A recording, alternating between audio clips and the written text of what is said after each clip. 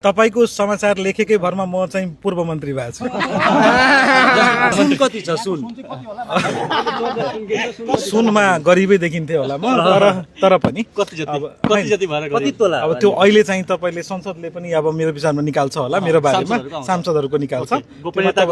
गोपनीयताको हक अहिले तत्कालको लागि हैन, तत्कालको लागि नभए त यो ओपन नै हुन्छ होला, ओपन सेक्रेट त्यसरी पनि नलिहालौं। तर एउटा टप 5 मा त पर्दिन होला, कहिले पनि पर्दिन होला। मैले तपाईलाई भनिहाले अघि नै, जोकमै भने, तर त्यही नै रियालिटी हो। एउटा नर्मल, हामी एउटा नर्मल परिवारबाट आएका छौं र सबभन्दा पहिले त म त यसरी भन्छु कि म त राष्ट्रिय स्वतन्त्र पार्टीलाई धन्यवाद दिन चाहन्छु कि लन्डनबाट आएको 100 दिनमा म पूर्व मन्त्री हुँदैछु।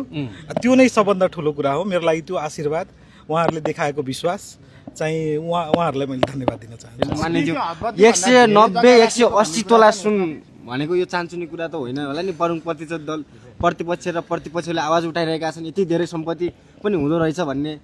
अब तपाई हामीसँग छैन त्यसकारण धेरै लाग्छ, उनीहरुसँग धेरै हुँदो रहेछ। अब जोसँग छ वैध सम्पत्ति छ भने त्यसलाई वैध मान्नु पर्यो। स्रोत खुलाउनु हुन्छ, उहाँहरूले आफ्नो तरिकाले कर तिर्नु भएको हुन्छ।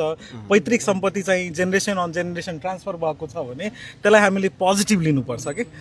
यदि साँच्चीकै तपाईलाई त्यस्तो लाग्छ भने तपाईसँग अधिकार छ, तपाईलाई सूचनाको हक मात्र होइन कि तपाई इन्डिभिजुअल भएर तपाईले अरु तरिकाले पनि त्यसलाई अगाडि बढाउन सक्नुहुन्छ।